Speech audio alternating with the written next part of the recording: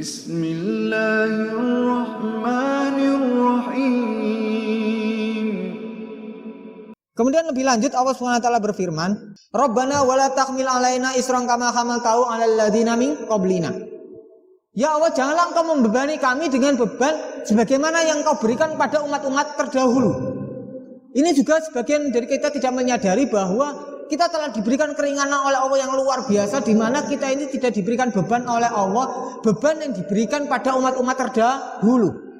Satu contoh di dalam tafsir Ibnu Katsir dijelaskan, di antara satu contohnya adalah di zaman Nabi Musa alaihissalam, apabila ada umat Nabi Musa alaihissalam yang melakukan perbuatan syirik, mereka menjadi murtad, keluar dari agama tauhid, kemudian mereka ingin kembali kepada agama tauhid, maka agar taubat mereka diterima, maka mereka harus dibunuh oleh orang yang bertauhid. Gantinya, bayarannya adalah mati, nyawa, kisos. Tapi kita di zamannya Nabi Muhammad SAW tidak perlu.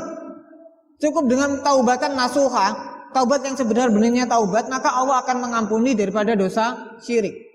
Contoh lain, misalnya, di kalangan Bani Israel dahulu, hari yang dimuliakan adalah hari Sabtu. Hari Sabtu itu kalangan Bani Israel dilarang bekerja, dilarang mencari nafkah, dilarang untuk melakukan mata pencaharian. Hari Sabtu itu adalah hari khusus ibadah. Jadi nggak boleh ada orang, ada hamba Allah yang mencari kerja, yang mencari nafkah di hari Sabtu. Ini kisahnya ini bisa dibaca dalam kisah Ashabus Sabti, orang-orang hari Sabtu. Jadi mata pencaharian utama mereka adalah nelayan. Nah, Allah kemudian menguji mereka, ketulusan mereka dalam beribadah dengan bahwa pada hari Sabtu itu Allah membuat ikan-ikan itu melimpah. Tapi di hari-hari lain ikan itu agak sepi. Sebagai ujian bagi orang-orang Bani Israel di zaman Nabi Musa alaihissalam.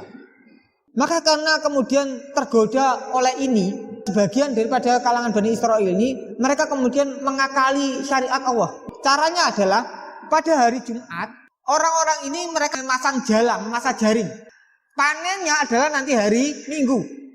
Nah, karena kemudian setelah diingatkan oleh yang lain, kemudian Allah SWT menurunkan azabnya dengan mengazab orang-orang ini menjadi orang-orang yang bermuka kera.